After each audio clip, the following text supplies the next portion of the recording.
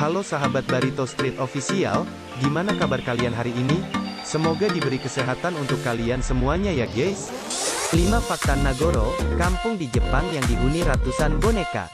Beberapa saat ini, masyarakat Indonesia sedang gaduh dengan para artis yang banyak mengadopsi boneka yang kemudian disebut sebagai anak. Para publik figur ini bahkan juga memberi bonekanya nama, makan, pakaian, dan mengajak main selayaknya benar-benar anak kecil. Namun, sebelum ramai spirit doll seperti sekarang, ternyata di Jepang justru ada sebuah kampung yang mempunyai ratusan boneka loh. Namanya Nagoro Village, tepatnya di lembah Pulau Shikoku, Prefektur Tokushima, Jepang. Desa ini cukup terpencil sampai kemudian ditinggalkan oleh satu demi satu masyarakatnya guys. Biar gak penasaran apa sih Nagoro Village itu, yuk simak 5 faktanya berikut ini. Nomor 1. Dulunya ada 300 warga, kini hanya puluhan dan tidak ada yang usianya anak-anak. Desa ini kini terkenal sebagai tempat wisata karena ada ratusan warga boneka yang dibuat menyerupai manusia di dalamnya. Namun sebelum itu, dulunya Nagoro Village dihuni oleh 300 warga loh guys. Sampai pada akhirnya, terjadi penurunan populasi di Jepang. Pada tahun 2015, masih ada 35 penduduk yang mendiami desa ini, 30 orang di tahun 2016, sampai akhirnya 27 penduduk yang tercatat di tahun 2019. Sayangnya, di antara penduduk yang tinggal di sana tidak ada satupun anak kecil. Usia termuda penduduk di Nagoro Village yaitu 40 tahun guys. Nomor 2. Tsukimi Ayano, si pembuat boneka seukuran manusia. Orang pertama yang membuat boneka-boneka ini adalah Tsukimi Ayano. Pada awalnya, ia adalah penduduk awal yang meninggalkan Nagoro Village. Tapi pada tahun 2000-an, dia kembali ke desa tersebut untuk merawat sang ayahnya guys. Ia melihat desa yang makin sepi karena para penduduk desa tersebut meninggalkan desanya guys. Ada pula yang meninggal dunia, dan berbagai alasan lainnya. Ini membuat Ayano sedih loh guys. Ia kemudian menciptakan satu demi satu boneka seukuran manusia dan diletakkan di ladang, di rumah kosong, dan lainnya. Sampai akhirnya penduduk lain juga turut membuat boneka yang sama untuk diletakkan di pinggir desa seolah laki-laki sedang memancing sampai boneka anak-anak yang mengisi sekolah dasar, dan ada juga yang sedang bersepeda. Nomor 3. Boneka dibuat mirip dengan warga yang pernah tinggal di sana.